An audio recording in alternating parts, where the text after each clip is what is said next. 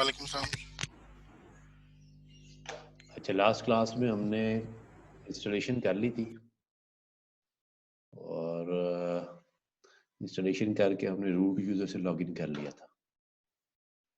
तो ये जस्ट मैंने डेस्कटॉप इन्वायरमेंट मेरे पास आ गया था, इस पर राइट क्लिक किया है and open terminal. This is the bash shell command line. तो सर आप रिकॉर्ड परमिशन दे देते, मैं रिकॉर्ड कर दे दिए अभी दिए, रिकॉर्ड हो भी रहा है आपकी।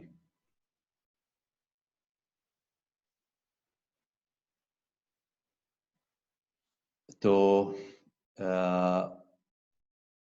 ये शेल कमांड लाइन है, इसमें अगर एंड में हैश लिखा हुआ है तो mean you are log in with some super user, root user. और ये स्क्वायर ब्रैकेट्स में के दरमियान जो कुछ लिखा हुआ है mean you are log in as root user, then at the rate जिस मशीन पर आप इस वक्त काम कर रहे हैं उसका नाम। ये क्यों ज़रूरी है मशीन का नाम? क्योंकि जब आप लिनक्स की मशीन में कमांड लाइन से किसी दूसरी मशीन को एक्सेस करते हैं तो कमांड चलाते हुए आपको कन्फ्यूजन ना हो कि आप किस मशीन पर कमांड चला रहे हैं। तो जब भी कमांड चलाएं कम से कम यहाँ से होस्ट नेम एक दफ़ा देख लें, उसके बाद कमांड एग्जीक्यूट करें।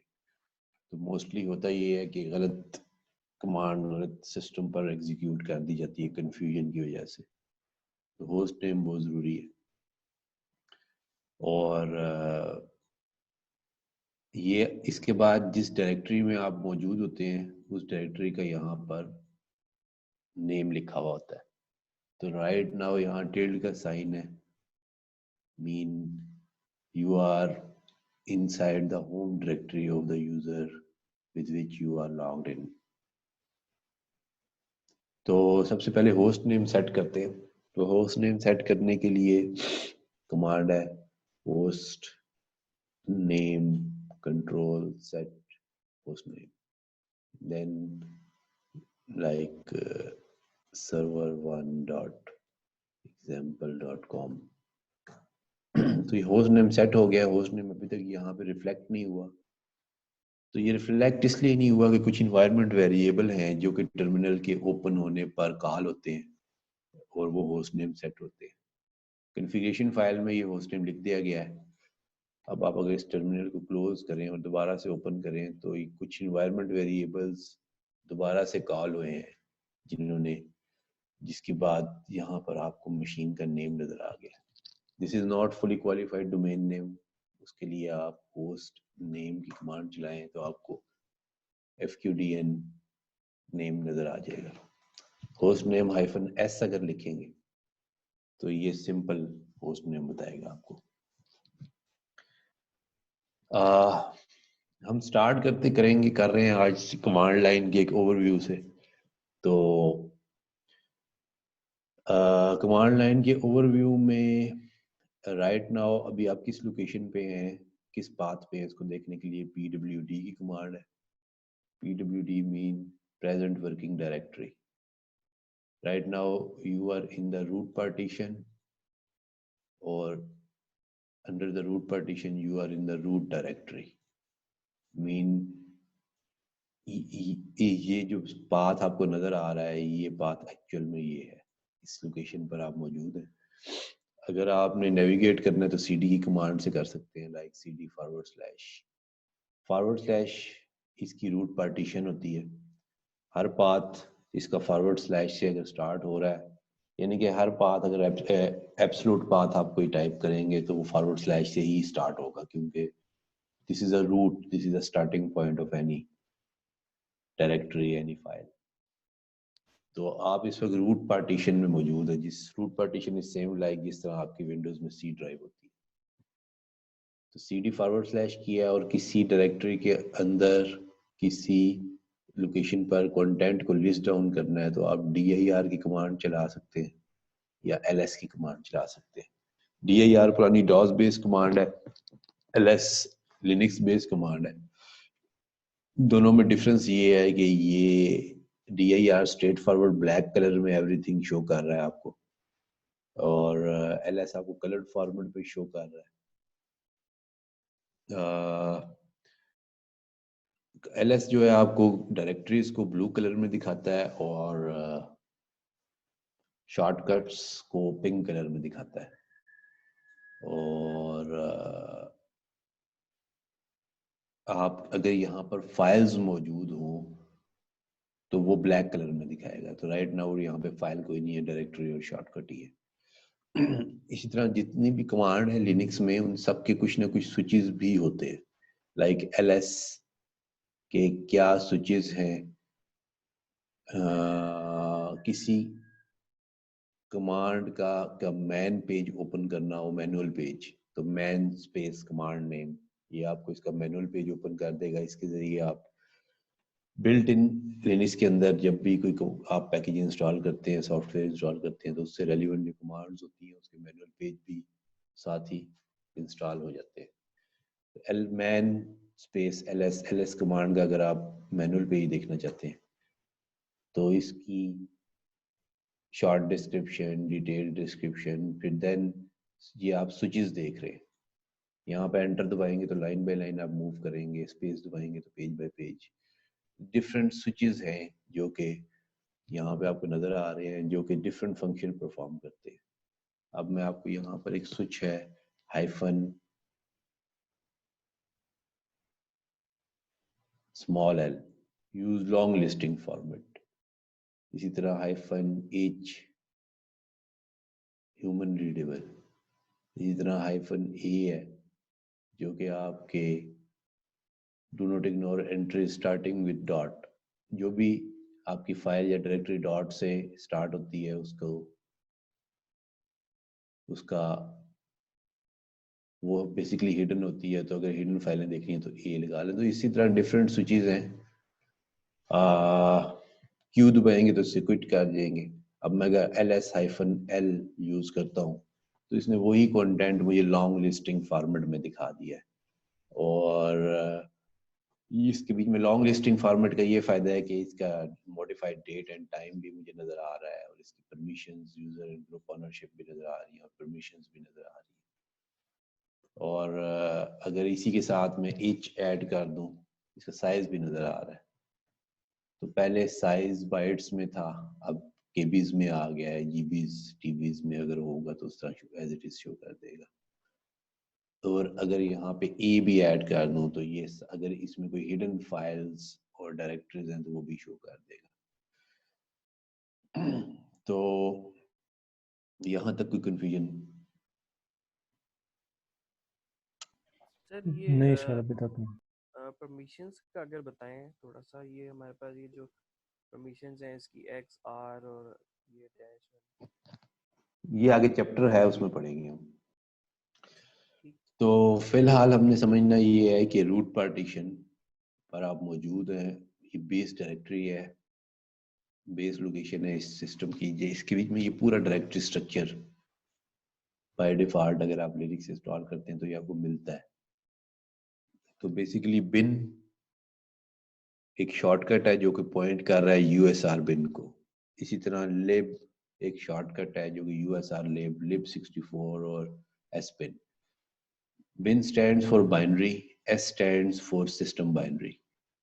हर चीज जो आप लिनक्स में कमांड जितनी भी आपने अभी तक एग्जीक्यूट की है, लाइक होस्ट नेम कंट्रोल है, pwd cd की कमांड, ls की कमांड, dir की कमांड, तो ये सारी मैन की कमांड है। ये सारी कमांड बेसिकली कहाँ पर मौजूद है? सपोज मैं अगर कोई कमांड चलाता हूँ rhcs से, तो आपको मैसेज आया है कि कमांड नॉट फाउंड। इसकी वजह क्या है? ओएस ने सर्च किया है rhcs के नाम की कमांड को बिन के अंदर और एस बिन के अंदर। अगर वहां पे ये चीज इसको नहीं मिली तो कमांड नॉट फाउंड का एरर आ गया। अब अगर आप बिन की डायरेक्टरी में जाएं, मैं cd/bin और यहाँ पर ls करें तो ये आपकी सारी कमांड्स ओएस की मौजूद हैं जो कि आप एग्जीक्यूट करते हैं। और basically these are the bash scripts या C++ में कुछ कमांड्स लिख के यहाँ पर उसको रखा गया है। इसी तरह अगर आप बिन एस बिन में चले जाएं, लिस्ट डाउन करें, तो इसमें भी बाइनरीज हैं। डिफरेंस बिन और एस बिन में क्या है कि बिन सिर्फ कस्टम यूजर्स के लिए है, यानी कि नॉन रूट प्रिविलेज यूजर्स के लिए है, और एस बिन जो है वो सिस्टम बाइनरीज हैं जिनमें आपकी रूट सिस्टम एडमिनिस्ट्रेटर लेवल के यूजर ही सिर्फ इसको एस बिन को एक्सेस कर सकते हैं। अब ओएस को पता कैसे चलता है कि what are the location of bin and S bin, क्योंकि आपके ओएस में बहुत सारी लोकेशन है एस और बी एस बिन और बिन के, जो कि डिफरेंट लोकेशन है, यानी कि रूट के ऊपर शॉर्टकट भी है और यूएसआर के अंदर भी है, इसके अलावा भी बहुत सारी जगह पे होता है। तो इसके लिए एक इन्वायरमेंट वेरिएबल होता है। किसी इन्वायरमेंट वेरिएबल की वैल्यू को देखना हो तो इको स्पेस इन्वायरमेंट वेरिएबल का नाम विद $। तो पाथ के नाम का एक इन्वायरमेंट वेरिएबल होता है जिसमें जितने भी पाथ है कॉलन सेपरेटेड से शेयर कर दिए जाते हैं यूजर के साथ इस इन्वायरमेंट वेरिएबल में। उसके बाद यूजर फिर इन पाथ के ऊपर किसी भी कमांड, जिस कमांड को भी एग्जीक्यूट किया जाता है तो वो रन कर लेता है। तो ये these are all the paths. यहाँ से सिस्टम किसी कमांड को सर्च करने की कोशिश करेगा, ठीक है। तो ये रूट यूजर है, इसको सारे पाथ एक्सपोज हुए हैं। अगर कोई नॉन रूट यूजर होगा तो उसको सारे पाथ एक्सपोज नहीं होंगे, उसको उससे रेलिवेंट पाथ ही होंगे। तो इसको बिन और एस बिन दोनों एक्सपोज है।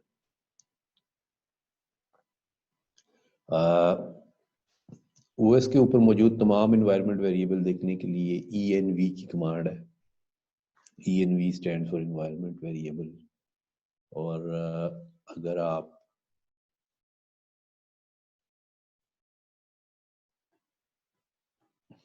तो ये देखें, जिस log name, genome desktop session ID, ठीक है, इसी तरह से होम, ये डिफरेंट इन्वायरमेंट वेरिएबल है। इसी तरह ये देखिए पाथ का इन्वायरमेंट वेरिएबल बने। तो किसी भी वेरिएबल को आपने व्यू करना है तो इको की कमांड से आप देख सकते हैं। इसी तरह इसमें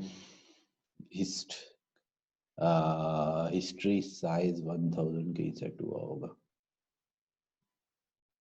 ये हिस्ट साइज कि 1000 कमांड्स को बाय डिफॉल्ट ये प्रिजर्व करेगा।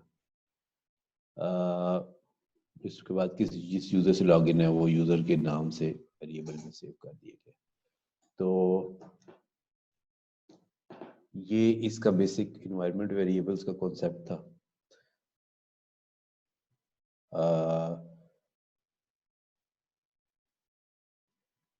सिंपल अप टाइम की अगर आप कमांड चलाते हैं तो ये आपको बताता है कि आपकी मशीन कितनी देर से अप है, यानी कि 9 hours 24 minutes 29 seconds। ठीक है, सॉरी, राइट नाउ टाइम क्या हो रहा है और 18 मिनट से मशीन आपकी अप है। 2 यूजर्स इस पे लॉग इन है, एवरेज सीपीयू के ऊपर ये 1 मिनट का है, ये 5 मिनट का, ये 15 मिनट का लोड एवरेज है। देन आपने ये बेसिक हमने एक ओवरव्यू देखा इसका। अभी दोबारा अगर आप रूट पार्टीशन में चले जाएं और यहाँ पे लिस्ट डाउन करें कंटेंट को, ll की command is same like ls-l, alias है। आप किसी कमांड का एलियस भी डिक्लेयर कर सकते हैं। बहुत लंबी कॉम्प्लेक्स कमांड है तो उसका एलियस डिक्लेयर कर सकते हैं, ये भी हम आगे करेंगे। तो फिलहाल हमने बिन और एस बिन को देखा है। इसी तरह lib और lib64, these are the libraries। इसमें 32 बिट लाइब्रेरीज है, इसमें 64 बिट लाइब्रेरीज होती है। बूट की डायरेक्टरी में अगर आप जाएं तो बूट की डायरेक्टरी में आपकी 2 किस्म की इंफॉर्मेशन सेव होती है। एक आपका बूट लोडर, जो कि लिनक्स में ग्रब बूट लोडर है, grand unified boot loader GRUB, और दूसरा इसका कर्नल इंस्टॉल होता है। तो कर्नल का नेम किसी भी लिनक्स के फ्लेवर में आप काम कर रहे हो VM लाइनस से ही स्टार्ट होता है। तो राइट नाउ इसमें 2 कर्नल इंस्टॉल हैं, एक ये और एक ये एक रेस्क्यू कर्नल है, एक वो कर्नल है जिससे इस वक्त आप लॉग बूट जिससे आपने इस वक्त बूट किया है ऑपरेटिंग सिस्टम को।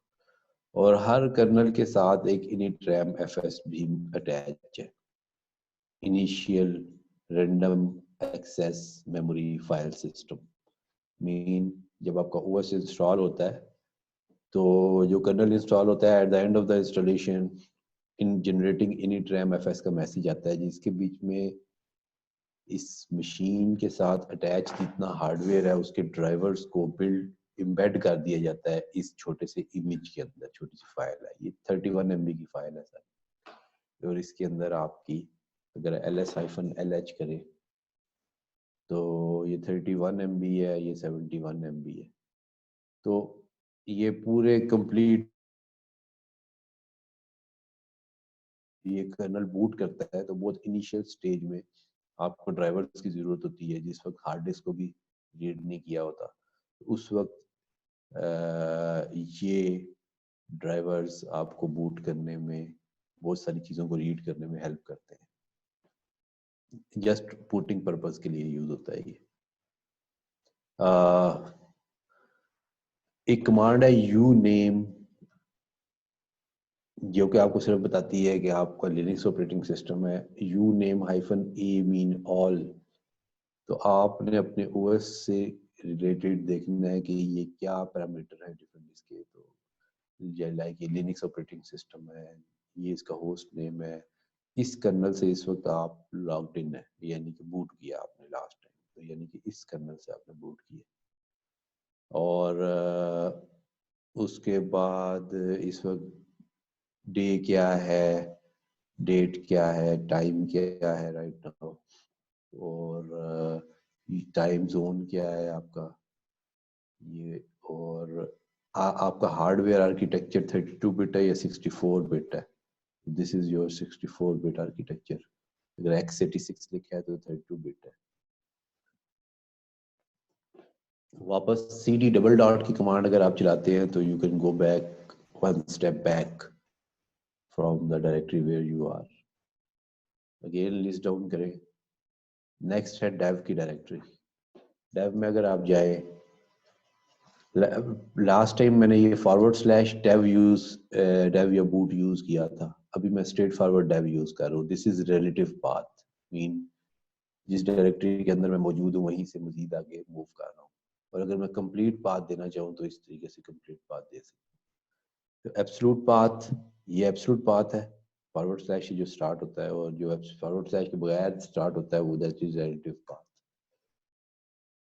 इसमें लिस्ट डाउन करें तो यहाँ पर ये सारी हार्डवेयर से रेलिवेंट स्टोरेज की डिवाइसेस और पीसीआई डिवाइसेस से रेलिवेंट इंफॉर्मेशन आपकी डेव के अंदर, डेव स्टैंड फॉर डिवाइसेस, इसके अंदर सेव हो जाता है।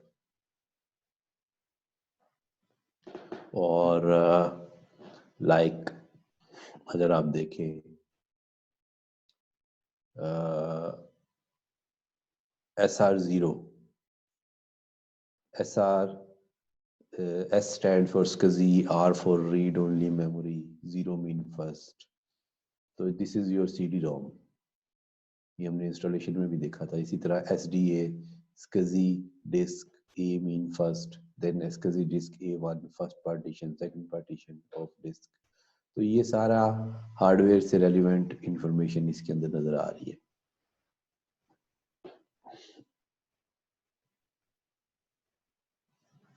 फिर ETC की डायरेक्टरी है, इसके अंदर आपकी जितनी पैकेजेस इंस्टॉल होते हैं उसकी कॉन्फ़िगरेशन फाइल्स ETC की डायरेक्टरी के अंदर सेव होती हैं। ये सारी कॉन्फ़िगरेशन फाइल्स है, direct straight forward directly ETC के अंदर भी सेव हो सकती हैं या किसी डायरेक्टरी के स्ट्रक्चर के अंदर जाके मजीद सेव हो सकती हैं।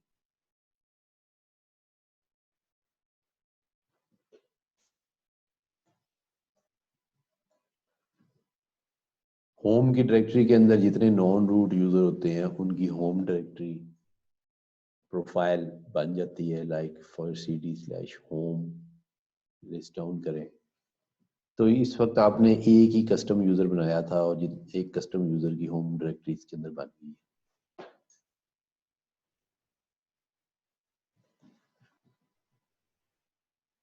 फिर लिब और लिब 64 हमने देख ली है। देन मीडिया और MNT, ये बेसिकली यूज होते हैं आपके माउंट किसी ब्लॉक्स और स्टोरेज डिवाइस को माउंट करने के लिए।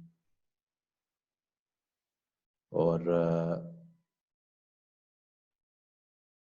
एम्प्टी डायरेक्टरी होती है, ये टेम्परेरी किसी ब्लॉक स्टोरेज डिवाइस को हमने माउंट करना है तो मीडिया में या MNT में माउंट कर लेते हैं। Then OPT stands for optional, any third party software कोई आप जो भी इंस्टॉल करते हैं तो वो नॉर्मली OPT के अंदर इंस्टॉल हो जाता है other than red hat product.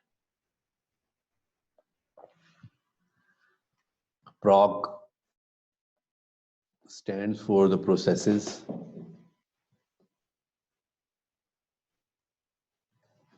और इसके अंदर अगर आप लिस्ट डाउन करें तो हर प्रोसेस का कोई ना कोई आईडी होता है।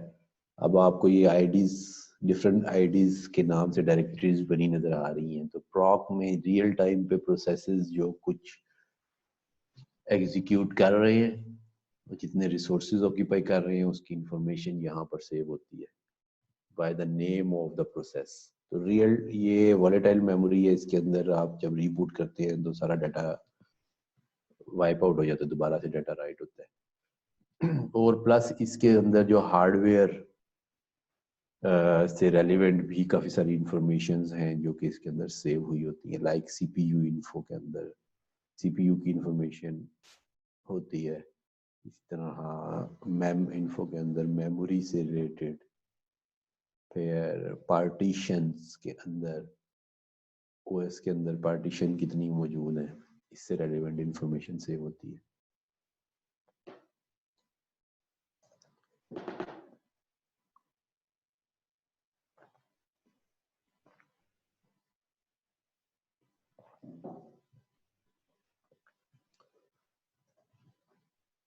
उसके बाद ये रूट है, ये बेसिकली रूट यूजर की होम डायरेक्टरी है। ये होम के अंदर नहीं होती, ये रूट पार्टीशन पे ही होती है। और हमने सबसे पहले जब PWD किया था यूजर के लॉगिन होने के बाद तो आपको यही डायरेक्टरी नजर आई थी जब हमने PWD किया था यूजर लॉगिन होने के बाद। और अगर आप सिंपल जिस CD की कमांड चला के एंटर कर दें तो जिस भी यूजर से लॉगिन है तो आप उसकी होम डायरेक्टरी में ऑटोमेटिकली चले जाते हैं।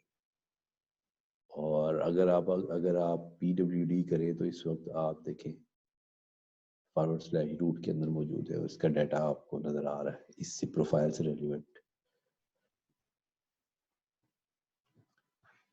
देन रन SRV और sys, these are same like your proc file system. Proc में जिस तरह प्रोसेसेस सेव होते हैं तो रन SRV और सिस में भी सेव होते हैं, लेकिन बहुत OS बूट जब होते हैं तो बहुत इनिशियल स्टेज से ही इसके अंदर इंफॉर्मेशन सेव होना शुरू हो जाती है। उसकी वजह ये है कि रन SRV और सिस डिस्क के ऊपर नहीं है, basically these are the memory locations. और ये किस तरह मेमोरी लोकेशन है ये जब हम पार्टीशंस का चैप्टर पढ़ेंगे तो उसके अंदर इसको डिटेल से स्टडी करेंगे। देन टेम्प एक ऐसी डायरेक्टरी है जिसपे तमाम यूजर्स को फुल प्रिविलेज होती है। इसके अंदर आपका टेम्परेरी डाटा सेव होता है, कोई भी यूजर इसमें डाटा राइट कर सकता है। USR के अंदर अगर आप जाएं तो इसमें आपको अगर लिस्ट डाउन करें तो ऑलमोस्ट वही डायरेक्टरी स्ट्रक्चर नजर आ रहा है जो रूट पार्टीशन पर है। bin vs bin lib और lib 64। USR में बेसिकली क्या होता है कि जब आप किसी लिनक्स में सॉफ्टवेयर इंस्टॉल करने के दो मेथड होते हैं, या तो आप प्री कंपाइल्ड सॉफ्टवेयर इंस्टॉल कर दें जिनको RPM कहा जाता है, या आप सोर्स कोड को डाउनलोड करके कंपाइल कर लें। जब सोर्स कोड को आप डाउनलोड करके कंपाइल करते हैं तो उसकी डिफॉल्ट लोकेशन USR होती है और इसमें रेलिवेंट डायरेक्टरीज के अंदर ETC में कॉन्फ़िगरेशन फाइल्स चली जाती हैं, बिन में बाइनरीज, लिब में लाइब्रेरीज और टेम्प में टेम्परेरी डायरेक्टरीज। ये जो टेम्प है, ये जो भी हम पहले पढ़ के आए हैं, इसके अंदर मैक्सिमम आई थिंक इसमें 30 डेज से ज़्यादा का डाटा सेव नहीं होता। 30 डेज अनयूज्ड फाइल्स को ऑटोमेटिकली डिलीट कर दिया जाता है। और फिर ये जो टेम्प है जो कि यूएसआर के अंदर है, इस टेम्प को इस टेम्प में आई थिंक 10 डेज का डाटा मैक्सिमम सेव होता है। और ये बेसिकली पॉइंट कर रहा है var/var के अंदर टेम्प। फिर var की डायरेक्टरी है, इस डायरेक्टरी के अंदर आपके ओएस की लॉग फाइल्स सेव होती हैं। आपके ईमेल सर्वर अगर आपने बनाया हुआ है तो var के अंदर स्पूल के अंदर मेल की डायरेक्टरी होती है, उसके अंदर आपकी ईमेल्स का मेल बॉक्स क्रिएट होते हैं सब यूजर्स के। अगर आपने कोई FTP सर्वर बनाया है तो उसका वेब रूट भी var के अंदर FTP के अंदर पब के अंदर क्रिएट होता है। अगर आपने कोई web server Apache server install किया हुआ है तो var के अंदर www के अंदर इसके सारे वेब रूट्स डिक्लेयर होते हैं। और अगर आपने लॉग फाइल्स, हाँ, तो बेसिकली यही इंफॉर्मेशन है var के अंदर से। तो var काफ़ी क्रिटिकल होती है, इसका साइज नॉर्मली ज़्यादा रखा जाता है। राइट नाउ भी हमने रूट पार्टीशन के अंदर ही सब कुछ ऑटोमेटिकली ये क्रिएट हुआ है। हमने ऑटो पार्टीशनिंग की है तो रूट, बूट और स्वैप की पार्टीशन बनी है। तो इस वक्त सब कुछ रूट पार्टीशन के अंदर ही है। लेकिन var को प्रोडक्शन इन्वायरमेंट में अलग से एज अ पार्टीशन डिक्लेयर किया जाता है।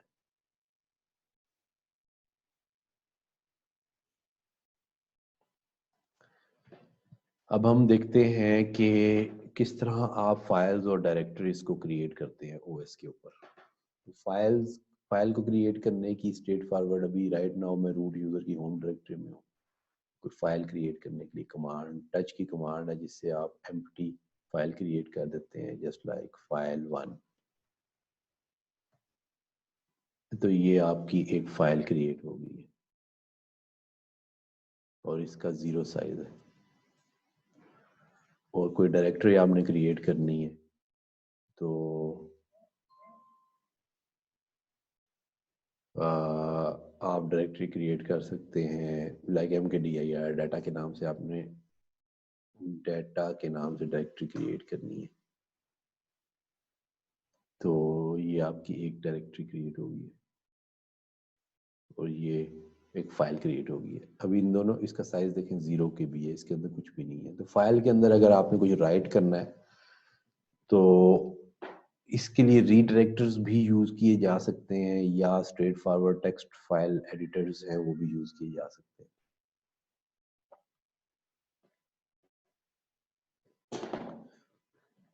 तो इको की कमांड जो है ये यूज होती है कोई मैसेज प्रिंट करने के लिए, like this is RHCSA class. तो ये स्ट्रेट फॉरवर्ड एक मैसेज प्रिंट हो रहा है। अगर आपने इस मैसेज को रीडायरेक्ट करना है किसी फाइल के अंदर तो आप ग्रेटर देन का साइन यूज करते हैं। और आपने अभी रूट डायरेक्टरी के अंदर एक file1 के नाम से फाइल बनाई, आप इसमें राइट कर सकते हैं। ये मैंने एब्सोल्यूट पाथ लिखा है। मैं इस पाथ को रिलेटिवली इस तरह भी लिख सकता था क्योंकि मैं उसी डायरेक्टरी के अंदर मौजूद हूँ। तो अगर अब इस फाइल के अंदर ये डाटा राइट हो गया, आप देखें इस फाइल का साइज 20 बाइट्स हो गया है। आपने देखना है कि इस फाइल के अंदर क्या लिखा हुआ है तो you can use more command by using the relative path और एब्सोल्यूट पाथ। तो file1 के अंदर लिखा है दिस इज RHCSA क्लास। और मोर का एक टूल है जिसके जरिए आप फाइल्स को व्यू कर सकते हैं। इसी तरह अगर मैं इसी फाइल के अंदर इस बार रिलेटिव एब्सोल्यूट पाथ यूज कर लेते हैं, this is RHCSA class 2। Second message भी मैं इसमें राइट कर देता हूँ और इसको व्यू करता हूँ तो इसने प्रीवियस मैसेज के ऊपर ये ओवरराइट कर दिया। तो अगर आपकी इस फाइल का साइज 1 GB होता तो इसने सारे डाटा को वाइप करके सिंपल ये मैसेज राइट कर देना था। तो ये रीडायरेक्टर्स को बड़ा एहतियात से इस्तेमाल किया जाता है। जब भी आपने किसी फाइल में डाटा अपेंड करना हो तो you must have to use double greater than. इसके ज़रिए आपकी जो भी फाइल है उसके एंड में ये नए डाटा को ऐड कर देगा।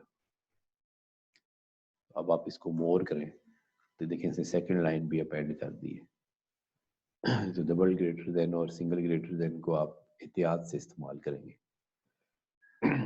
तो ये तो मेथड था रीडायरेक्टर्स के ज़रिए किसी फाइल में डाटा को राइट करने के लिए। अब लिनक्स में कुछ टेक्स्ट फाइल एडिटर्स हैं, जस्ट लाइक योर विंडोज़ के अंदर जिस तरह आप नोटपैड या वर्डपैड यूज़ करते हैं, जिसके अंदर आप copy paste cut delete rename save as quit without saving या सेव एंड क्विट, या फाइल खुली हुई है और उसको सेव कर रहे हैं या फाइंड एंड रिप्लेस कर रहे हैं, ये बहुत सारे और फंक्शन हैं। तो ये सारे फंक्शन आप लिनक्स में कमांड लाइन एडिटर के ज़रिए करते हैं। और लिनक्स में जब आप कमांड लाइन एडिटर यूज़ करते हैं तो एडिटर के अंदर भी कमांड्स ही पास करके आप ये सारे फंक्शन परफॉर्म करते हैं। तो डिफरेंट टूल हैं लिनक्स के अंदर। एक नैनो के नाम से टूल है, ये हम यूज़ नहीं करेंगे। एक विम के नाम से टूल है। बेसिकली ये VI टूल है, VI एडिटर, और VIM is the modified version.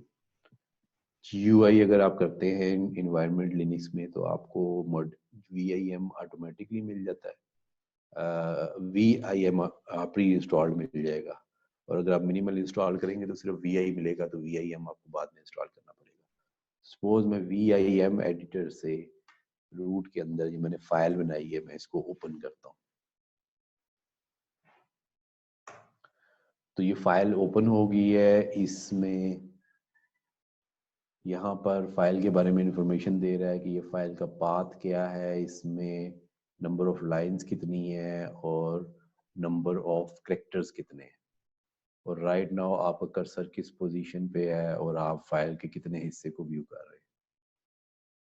तो अभी कर्सर को मैं मूव करता हूँ तो आपको कर्सर की डिफरेंट लोकेशंस चेंज होती नजर आ रही राइट बॉटम में अगर आप देखें।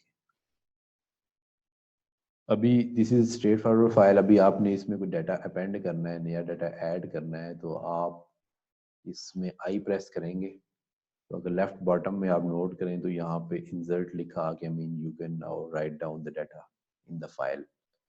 कुछ डाटा नया राइट कर सकते हैं। और अगर आपने एस्केप दबाएं तो आप देखिए इंसर्ट मोड से आप बाहर आ गए। तो अब आप कोई कमांड दे सकते हैं, जो मैंने आपको डिफरेंट फंक्शंस बताए हैं कि copy paste delete cut anything. तो मैं वापस आई प्रेस करता हूँ तो यहाँ पर एंटर दबा के कोई कुछ भी नया डाटा राइट करना चाहूँ तो नई दो मैंने लाइंस राइट की हैं। अब मैंने अगर इनको सेव करना है तो सेव करने के लिए मुझे कमांड अप्लाई करनी है। इसको कमांड अप्लाई करने के लिए आप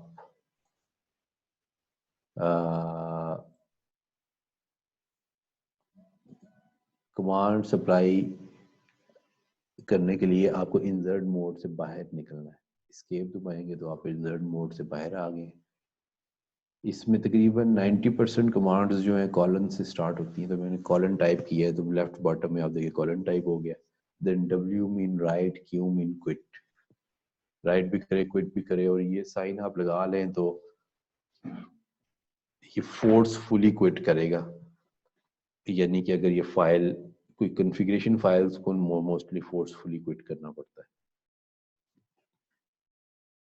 तो ये फाइल देखें सेव भी हो गया, आप क्विट भी हो गए, वापस कमांड लाइन पे आ गए। अगर हम मोर करें /root फाइल 1 तो इसमें ये सारा डाटा आपको नजर आ रहा है जो आपने राइट किया।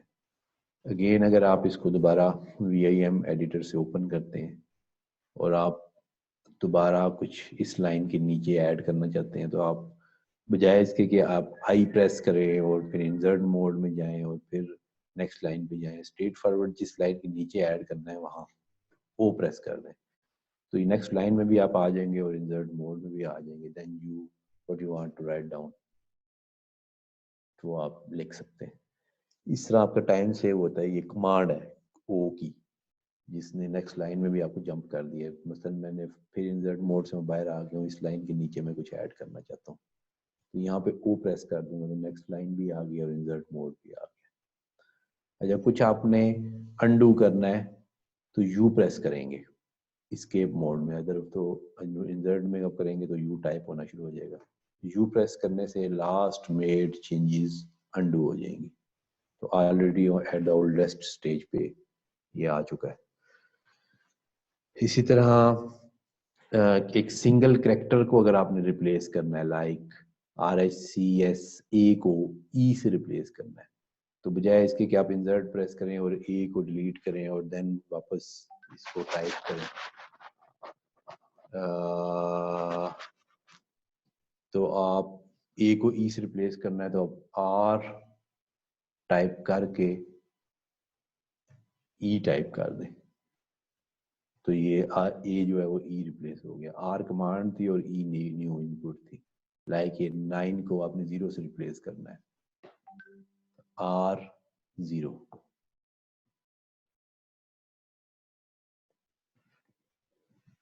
ठीक है, इसी तरह सिंगल कैरेक्टर को रिप्लेस करने का ये मेथड है। फिर आप इसी तरह अनडू का भी आपने देख लिया है। फिर आप कोई कीवर्ड को फाइंड एंड रिप्लेस करना चाहते हैं, तो इसके लिए कमांड होती है %s / लाइक RH क्लास 2 को क्लास 1 से रिप्लेस करना है।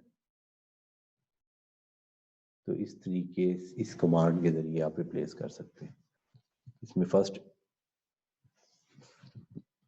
तो इसको एंटर दबाया है तो क्लास जहां जहां क्लास 2 था वहां क्लास 1 रिप्लेस हो गया। क्लियर है? उसके बाद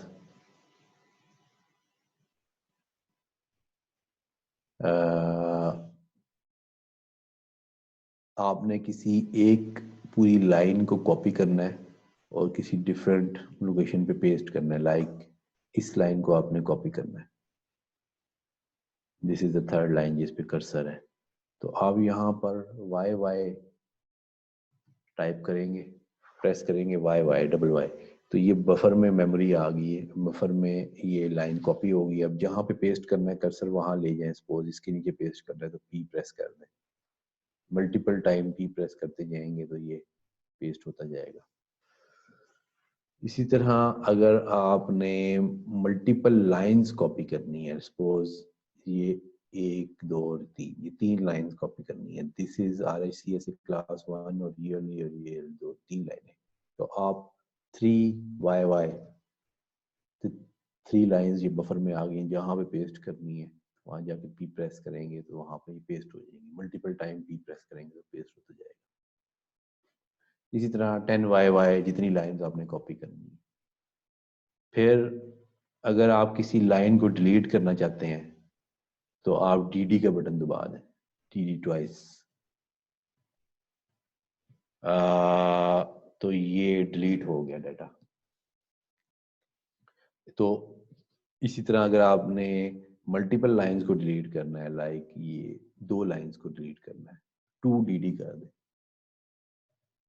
सेम लाइक YY कॉपी करने के लिए मल्टीपल लाइंस या डिलीट करने के लिए YY है और पेस्ट करने के लिए P है और डिलीट करने के लिए DD है। ये मल्टीपल लाइंस डिलीट करनी है तो मल्टीपल लाइंस को आप DD प्रेस कर देंगे उसका नंबर लिख के। ठीक है, उसके बाद आप DD की कमांड जो है ये बेसिकली कट और पेस्ट के लिए भी यूज होती है।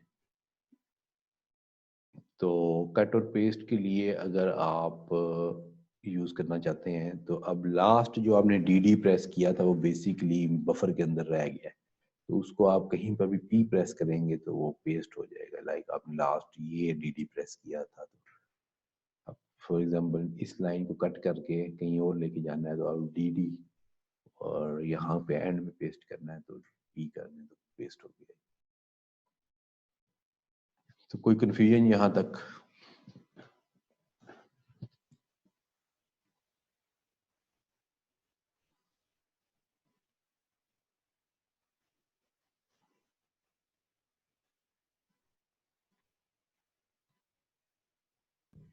क्लियर है सर यहाँ तक। ठीक है।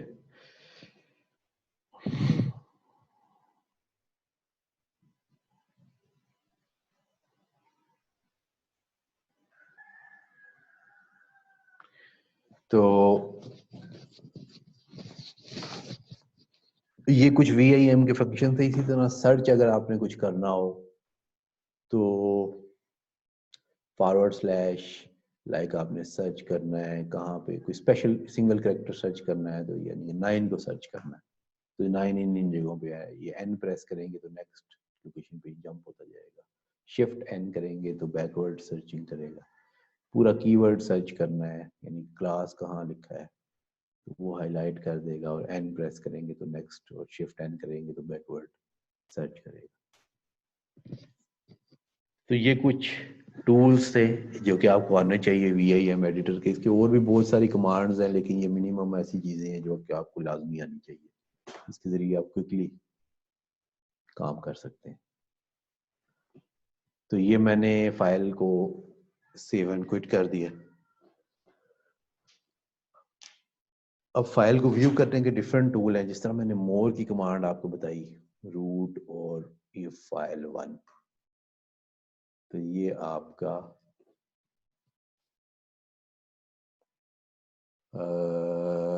ये आपका file1 का पूरा डाटा नजर आ रहा है। इसी तरह अगर आप कैट की कमांड चलाएं तो अच्छा, मोर की कमांड क्या करता है कि जिस तरह आपने मैन पेज ओपन किया था तो मैन पेज में आपने देखा था कि एंटर दबाएं तो लाइन बाय लाइन आप यूज कर रहे थे, और स्पेस दबाएं तो पेज बाय पेज।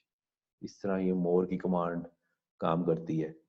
और इसी तरह कैट की कमांड है, इसके जरिए आप मल्टीपल फाइल्स को एट वंस व्यू कर सकते हैं। कनकैटिनेट के लिए यूज होती है। लाइक स्ट्रेट फॉरवर्ड फाइल को देखना है तो ये वन गो में पूरी फाइल आपको दिखा देगा, पेजेस में नहीं दिखाएगा, क्योंकि ये तो छोटी सी फाइल है।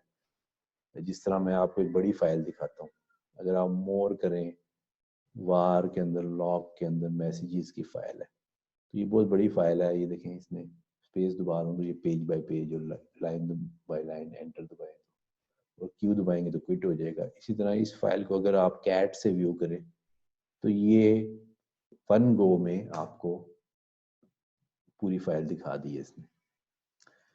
तो इसी तरह लेस की कमांड भी है कि अगर आप किसी फाइल को व्यू करना चाहते हैं तो LESS आगे वार लॉग मैसेजेस।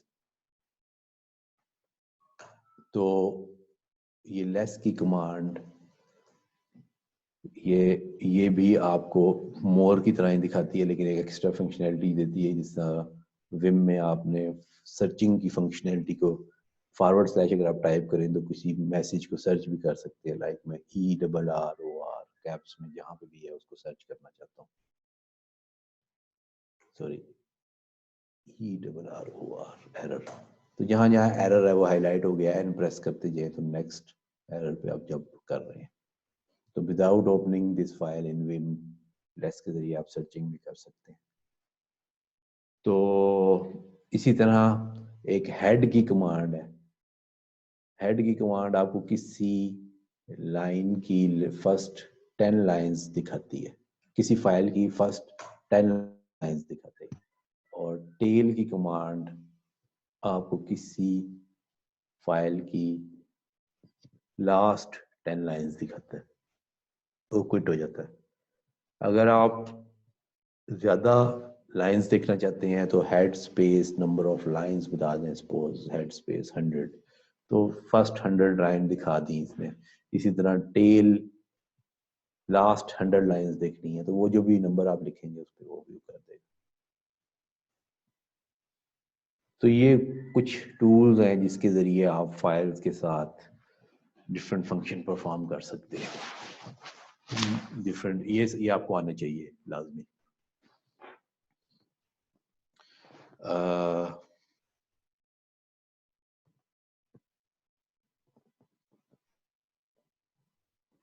अच्छा, अब हम यहाँ 5 मिनट की ब्रेक कर रहे हैं, फिर 5 मिनट में रिज्यूम करते हैं क्लास को।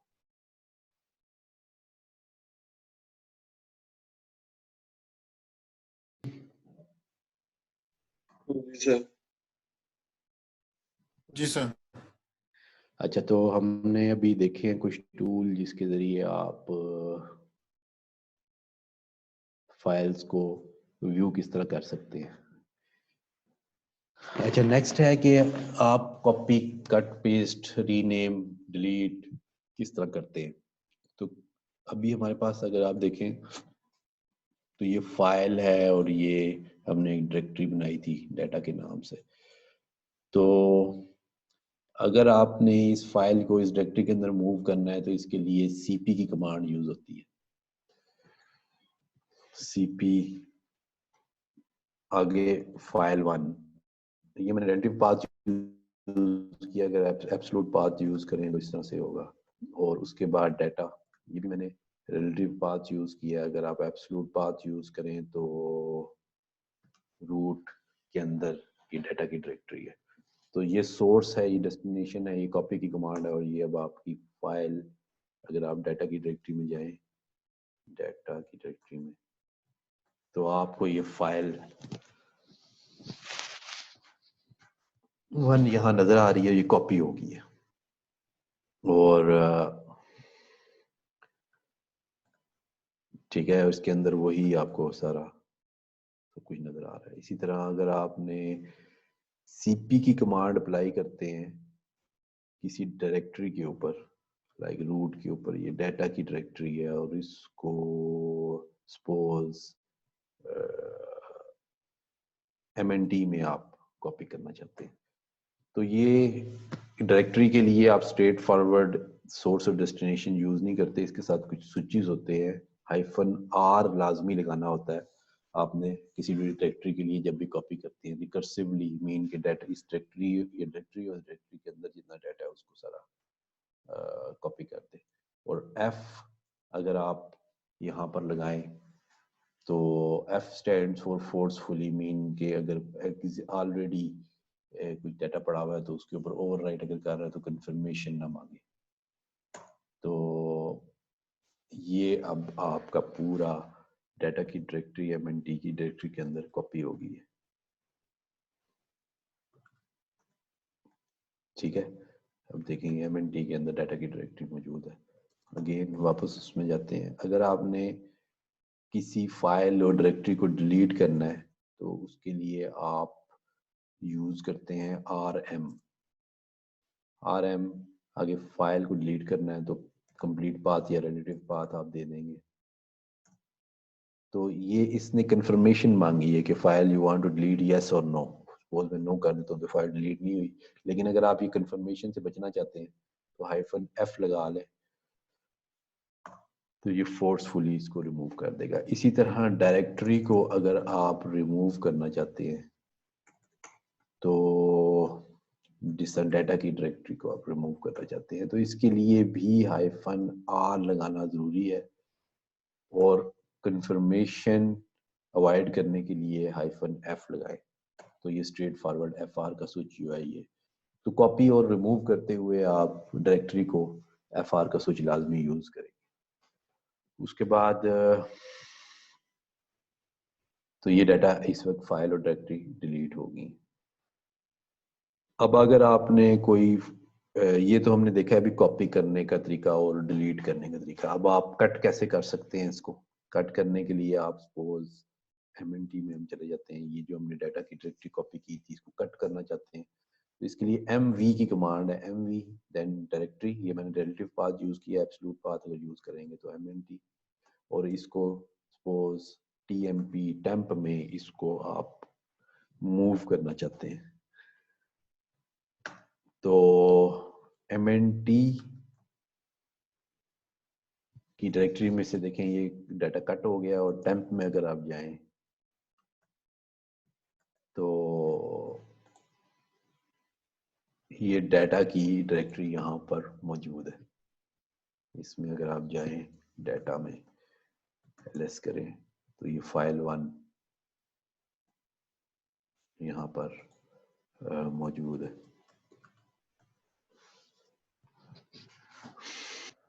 और उसका ये आप व्यू भी कर सकते हैं डाटा। तो ये हमने देखा कॉपी, कट और सिंपल मूव। कट करना, कॉपी करना, और सेकंड हमने क्या देखा है, जस्ट कॉपी कट ही देखा है फिलहाल हमने फाइल और डायरेक्टरी को। और अगर आपने किसी डायरेक्टरी को डिलीट करना है, सपोज ये होम डायरेक्टरी पे डेट के नाम से डायरेक्टरी हमने बनाई थी, इसको रिमूव करना है, तो इसके लिए rm की कमांड है। खैर वो rm डिलीट तो हमने पढ़ लिया है। अगर आपने किसी डायरेक्टरी को रीनेम करना है या फाइल को रीनेम करना है, तो इसके लिए रीनेम की कोई कमांड नहीं होती, इसके लिए mv की कमांड होती है।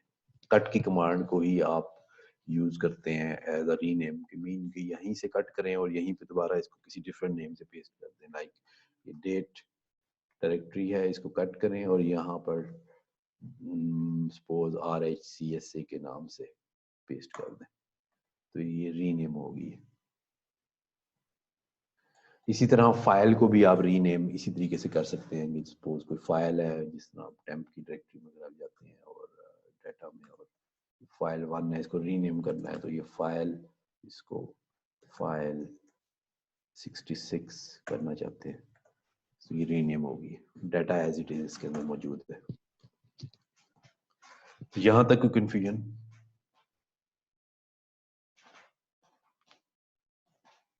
क्लियर है सर यहाँ तक। तो ये हमने, ठीक है, ये हमने बेसिक कमांड लाइन ऑपरेशंस सारे देख लिए हैं, और अब हम VIM एडिटर भी देख लिया है।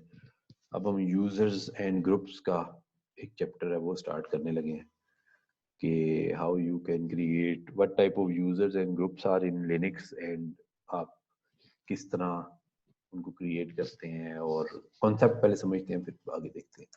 तो मैं नोट्स की एक फाइल बना रहा हूँ, VIM लिख के अगर आप डायरेक्ट स्ट्रेट फॉरवर्ड फाइल का नेम दे दें तो जिस लोकेशन पे वहीं पे उस नाम से फाइल क्रिएट हो जाती है। जब आप सेव करते हैं तो फिर सेव हो जाती है, अदरवाइज मेमोरी में रहती है। तो लिनक्स में बेसिकली 3 किस्म के यूजर्स होते हैं। एक है सिस्टम सुपर यूजर, सुपर, या आप इसको root user and group,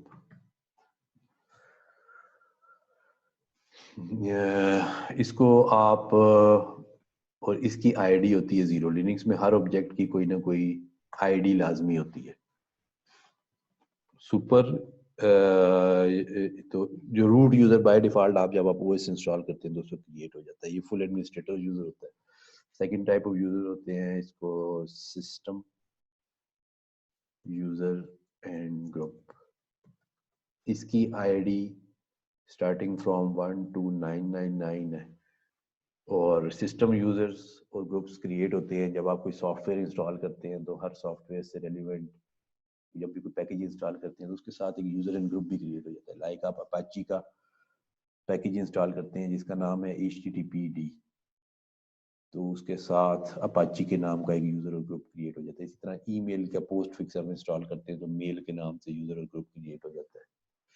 post database install अगर करते हैं MySQL या पोस्टग्रेस, तो उससे रेलिवेंट उसके यूजर ग्रुप इंस्टॉल हो जाते हैं, क्रिएट हो जाते हैं। तो लिनक्स में हर ऑब्जेक्ट, हर प्रोसेस, हर फाइल और डायरेक्टरी का कोई ना कोई आईडी लाजमी होता है, तो यूजर एंड ग्रुप का भी आईडी होता है। तो these are the reserved IDs ranges. इसके बाद थर्ड टाइप ऑफ यूजर्स होते हैं जिसको नॉन रूट या आप कस्टम यूजर एंड ग्रुप भी कह सकते हैं। इसकी आईडी स्टार्टिंग फ्रॉम 1000 टू 60,000 होती है। रेड हैट 6 तक इसकी जो सिस्टम यूजर थी इनकी आईडी थी 499 तक, और सिस्टम कस्टम यूजर्स की आईडी स्टार्टिंग फ्रॉम 500 टू 60,000।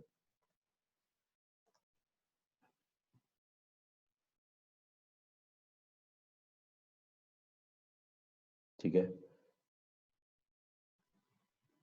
तो लेकिन अभी रेड हैट 7 में ये आईडीज एक्सपेंड हो गई है 999 एंड स्टार्टिंग फ्रॉम 1000 टू 60,000। ठीक है, यहाँ तक कोई कंफ्यूजन? अच्छा, अब कुछ स्टेटमेंट्स हैं, ये आप नोट डाउन कर लें। जब भी आप कभी यूज़र एक लिनक्स में क्रिएट करते हैं तो उसके साथ ही एक ग्रुप भी क्रिएट हो जाता है उसी नाम से। लाइक आपने एक RHCSA का यूज़र बनाया है तो RHCSA का एक ग्रुप भी ऑटोमेटिकली क्रिएट हो जाएगा। Then the second statement is के जो यूज़र है वो उस ग्रुप का मेंबर बन जाएगा। लाइक RHCSA का यूज़र बना है, RHCSA का ग्रुप बना है, तो RHCSA का यूज़र RHCSA ग्रुप का मेंबर बन जाएगा।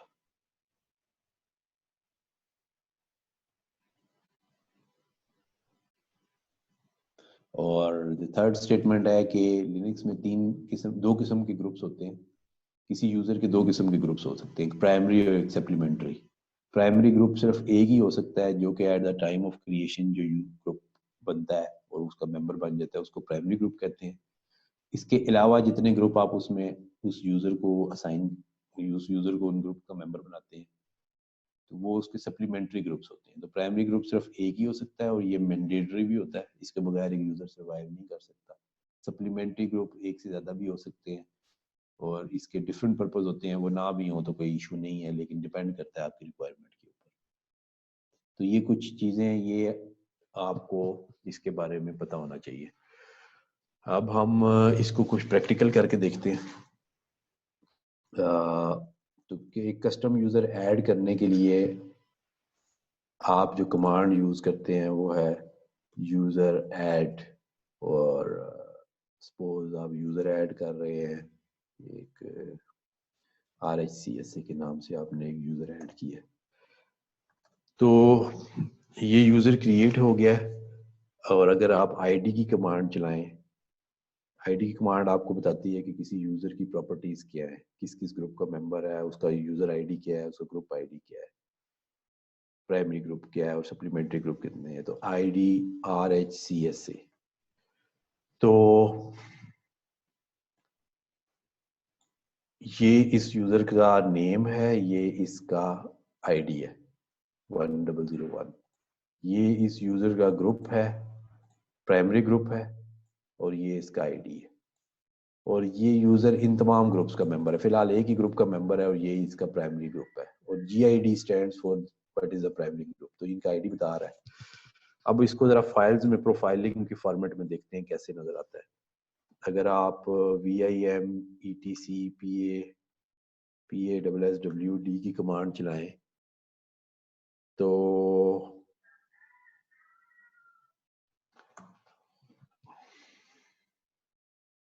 इस फाइल में ईच लाइन एक हर यूजर से रेलिवेंट एक उसकी प्रोफाइल डिफाइन होती है। सबसे पहले ये एंड में आते हैं, तो एंड में देखें RHCSA के नाम से एक प्रोफाइल बनी है।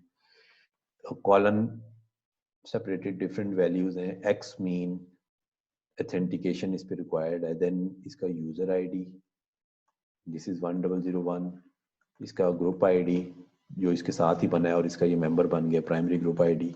उसके बाद ये कमेंट यहाँ पे कुछ नहीं दिया हुआ, देन इसकी होम डायरेक्टरी का पाथ, और देन इसको शेल क्या मिलेगा। इसी तरह at the time of installation हमने कासिम के नाम का यूजर बनाया था और उसको फर्स्ट अवेलेबल आईडी 1000 मिल गया था।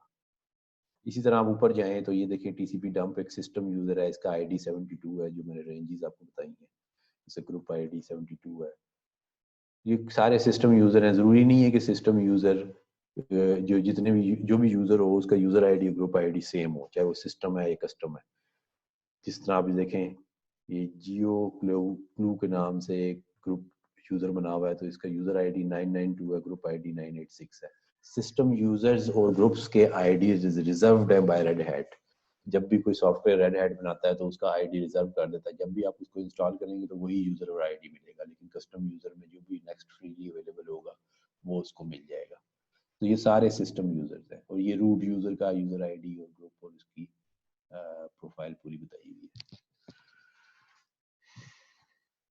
इसी तरह अगर आपने किसी यूजर का पासवर्ड सेट करना है तो PASSWD की कमांड से सेट करते हैं, और then like RHCSA user name आपने लिखा है, एंटर दबाएं तो ये नया पासवर्ड आपसे प्रॉम्प्ट कर रहा है। तो वैसे ये रूट यूजर है तो ये कुछ भी पासवर्ड्स सेट कर सकता है, लेकिन एक जब यूजर खुद लॉगिन होकर पासवर्ड चेंज करता है तो उस पर पासवर्ड कम्प्लेक्सिटी अप्लाई होती है। तो राइट नाउ इसने इस मैसेज दिया है, लेकिन रूट यूजर की वजह से इसने पासवर्ड इसका सेट कर लिया है। All authentication token updated. तो बेसिक VIM करें ETC शैडो की फाइल। तो शैडो की फाइल के अंदर आपकी जितनी भी पासवर्ड्स की हैशिंग सेव होते हैं, ईच लाइन है सिंगल यूजर, जस्ट लाइक अभी मल्टीपल जा रहा है, मैं इसको व्यू जूम आउट करता हूँ। तो लाइक ये RHCSA का यूजर है, ये इसका पासवर्ड हैश है, और ये different column separated different values हैं। तो ये इसका ये यूजर है, ये इसका पासवर्ड हैश है। अब आप देखिए कस्टम जो सिस्टम यूजर्स है उनका पासवर्ड सेट ही नहीं है, क्योंकि इन्होंने इस OS पे लॉगिन ही नहीं होना होता। इस तरह रूट यूजर देखें तो इसका पासवर्ड सेट हुआ हुआ है। तो पासवर्ड में कभी भी $साइन नहीं आता। $साइन यहाँ भी आपको नजर आ रहा है, वो डिफरेंट रूट के सेक्शंस, पासवर्ड के सेक्शंस को डिवाइड कर रहा है, लाइक ये $साइन और $6 mean 6 mean this is what is the hashing algorithm use to encrypt the password. Then इस $साइन से इस $साइन तक आपका ये पासवर्ड का डिक्रिप्टर है, और ये एक्चुअल पासवर्ड है जो कि पूरा इनक्रिप्ट किया गया है। उसके बाद ये डिफरेंट कॉलम सेपरेटेड वैल्यूज कुछ सेट हैं, कुछ सेट नहीं है। These are the ageing values related to this user, password ageing, ये हम देखेंगे आगे जाके अभी। उसके बाद एक और फाइल होती है ETC के अंदर लॉगिन डेफ्स के नाम से, जिसमें डिफॉल्ट बिहेवियर सेट किया जाता है। यूजर जब यूजर ऐड की कमांड चलती है तो उस यूजर को डिफॉल्ट में क्या चीजें मिल जाएंगी। तो मेल dir मेल डायरेक्टरी,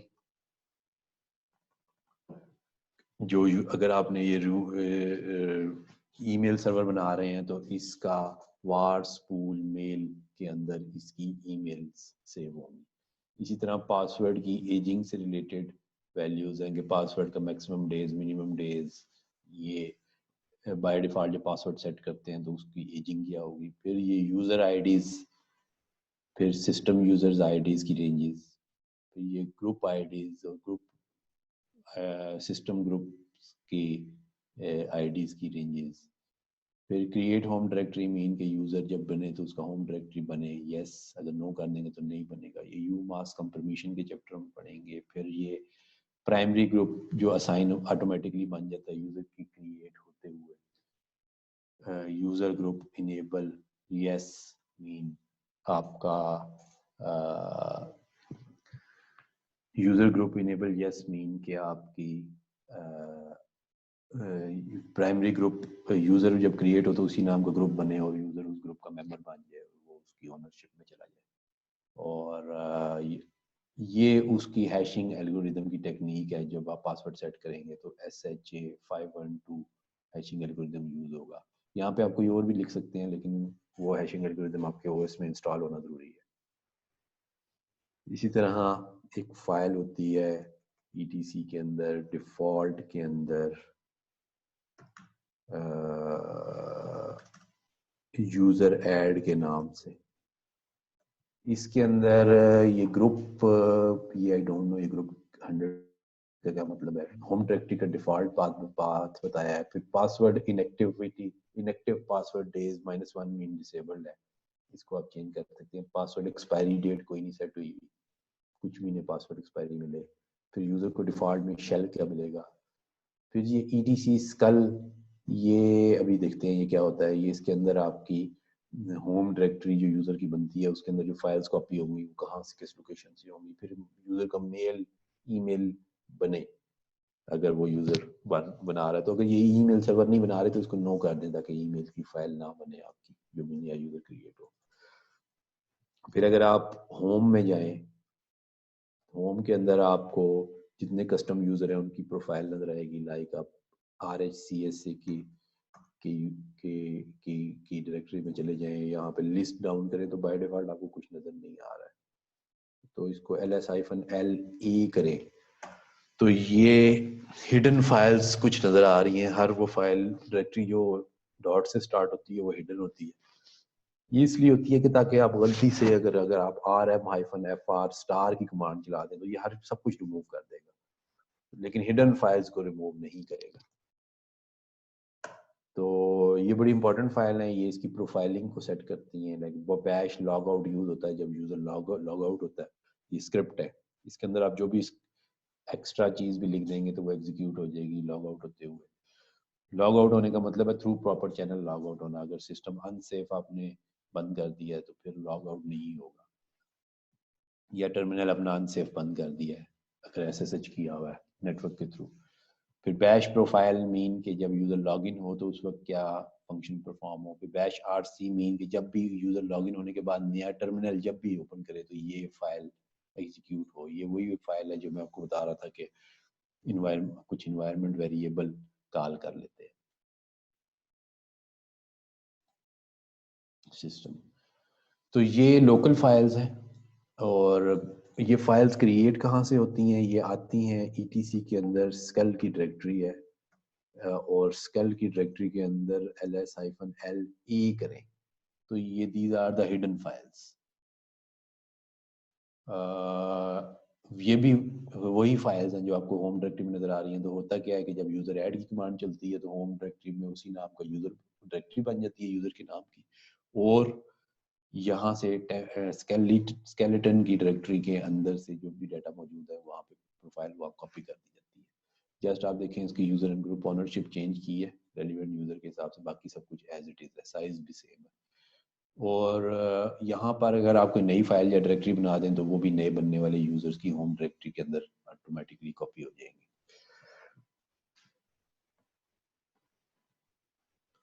और इसी तरह OS में दो और फाइल्स होती हैं, ls-l करें LHETC प्रोफाइल की एक फाइल है ETC के बीच में, और एक बैश RC की फाइल है। इसको फिलहाल मैं ओपन नहीं करके दिखाऊंगा, ये पूरे स्क्रिप्ट्स हैं, ये ग्लोबल फाइल्स हैं।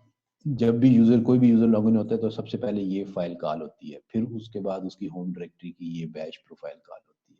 जब भी कोई यूजर नया टर्मिनल ओपन करता है तो ये ग्लोबल फाइल है, ये हर यूजर पर इफेक्ट करती है, तो ये कॉल होती है, फिर उसके बाद उसकी लोकल फाइल कॉल होती है बैश RC। ठीक है, तो ये ग्लोबल फाइल्स और लोकल फाइल्स को आप याद रखें। उसके बाद तो इनके अंदर बहुत सारे इन्वायरमेंट वेरिएबल्स वगैरह सेट हुए हुए हैं जो कि आपके डिफरेंट फंक्शंस परफॉर्म करते हैं at the time of user creation and login. ठीक है, तो हम इसको क्लास को यहीं पे आज क्लोज कर रहे हैं। हमने काफ़ी सारा काम कर लिया, आप इसकी प्रैक्टिस करें। नेक्स्ट क्लास का टाइम हम डिसाइड अभी कर लेते हैं, उसके बाद फिर उस दिन हम ये क्लास कर लेंगे। आप बता दें किस दिन करनी है नेक्स्ट क्लास। सर सैटरडे का कोई टाइम जो भी आप सिर्फ सैटरडे करनी है? सैटरडे और संडे कर लें। संडे को नहीं मैं करता क्लास, तो बाकी दिन में क्या करते हैं आप? सर बाकी दिन में तो मैं जॉब करता हूँ। तो शाम रात को कर लें, 8 बजे कर लें, 9 बजे कर लें, 10 बजे कर लें। सर मॉर्निंग में फिर हम कर सकते हैं क्योंकि मेरी शिफ्ट स्टार्ट होती है आफ्टरनून में मॉर्निंग में या कर बाकी लें, बता दें सारे लोग टाइम बाकी सब डिसाइड करके मुझे एक बता देना ताकि मैं फिर उसमें कंटिन्यू कर लूँ क्लास। ठीक है फाइन। वैसे आप जो है वो मंडे टू सैटरडे अवेलेबल है मॉर्निंग में या इवनिंग में? आप प्लीज अपना जी थोड़ा सा स्केड्यूल दे दें ताकि हम लोग जब डिस्कस करेंगे तो विल हैव एन आइडिया कि हम उसके अकॉर्डिंगली चलें फिर। नहीं डिस्कस अभी बता दें, मुझे अभी डिस्कस करके बता दें, मेरे और भी बैचेस चल रहे हैं, मैं फिर आप मुझे बता दें अपना टाइम, फिर मैं आपको बता दूंगा कि वो मेरे लिए सूट करता है कि नहीं। मंडे को मेरी क्लास हो रही है और फ्राइडे को भी क्लास हो रही है। ओके मंडे भी हो रही है और फ्राइडे भी हो रही है। तो उसके बीच में भी कोई दिन जो है वो रख लें, लाइक ट्यूसडे, थर्सडे या कोई एक वेडनेसडे। आप डिसाइड कर लें और एक सैटरडे कर लें। आप थोड़ा सा टाइम दें, हमने ग्रुप एक बनाया हुआ, उसके अंदर डिस्कस करके आपको ईमेल कर देते हैं। जी ठीक, ओके ओके। सर आपको भी ऐड कर दें, व्हाट्सएप ग्रुप बनाया हुआ था। ऐड कर लें, ठीक है सर। ओके